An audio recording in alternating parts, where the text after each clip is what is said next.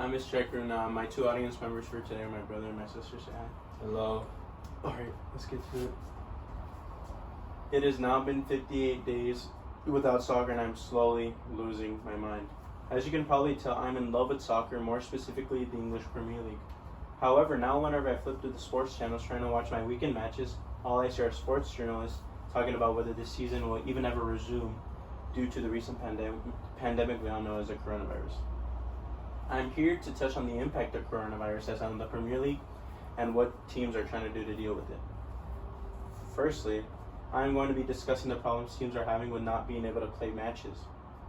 The league has gone to a complete halt due to the pandemic, and it is really hurting athletes and workers' wages. A lot of the league's teams have furlough or non-playing staff that have recently had their wages cut off completely, and players are expected to receive a temporary wage drop of 30%, according to the website titled Premier League Players and Pay Cuts, the Key Questions Answered, and this is by Paul McGuinness from The Guardian. There's a lot of controversy over the non-playing staff having to now be paid by the government rather than the team franchises themselves. Players are responding and playing their part, as said by Health Secretary Matt Hancock, and Liverpool FC captain Jordan Henderson has led a drive to make donations to health services, which is really cool. Other high-profile athletes like Marcus Rashford has also joined in the cause and is joining with a charity known as Fair Share to help with children unable to access free school meals. It took the league a little long to stop play, which struck some controversy.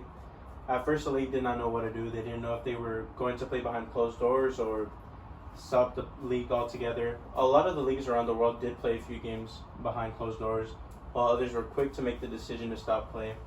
The Premier League was one of the last of the top European leagues to stop play, but they never played a game behind closed doors, which was very interesting to hear. A lot of players were not sure if they were infected or not, thus it taking so long for them to come up with a decision. But funny enough, turns out key individuals like Chelsea striker Callum Hudson-Odoi and Arsenal's manager Mikel Arteta were very quick to contract the virus, while there was still discussion on what they should do, stated by Goal titled Coronavirus and Football Teams, which players, managers, and owners are affected. Of course, after these two high-profile cases were discovered, the league was quick to follow everyone else in the world and postpone the league from playing. But the damage had already been done, and a lot of fans were very upset about how long it took for the league to come up with an answer.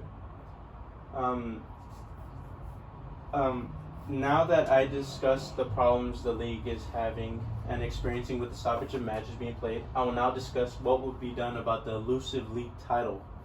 Should this league not count at all? Should they void the year and act like it never happened? Many players have different opinions on the matter, but former Manchester United defender Rio Ferdinand stated, "I know there's going to be a lot of Liverpool fans going, 'Oh Rio, just because you played for Manchester United.' I just don't see a way that can be done where health isn't compromised. Simple as that. All this behind closed doors business, you're still going to have players there. Are the players not part of society? There are players who are going to go down with the illness who might not have recovered, or catch it from someone, then it spreads to other players. It won't be fair. It's not a level playing field. I just don't feel it's right." In conclusion, I have given you a crash course on what the coronavirus has done to the English Premier League. All in all, I just think that the Premier League should just wait out the situation like everyone else in the world of sports. Soccer isn't the only sport that has been affected by the virus, obviously. The whole sporting world has been put on pause, and all everyone could really do at this moment in time is stay at home and be with their loved ones. Every day is so unhappy right now. Players aren't able to play the sport they love, and they aren't able to entertain the millions of kids all around the world. I want my football back, but safety is always the number one priority. Thank you.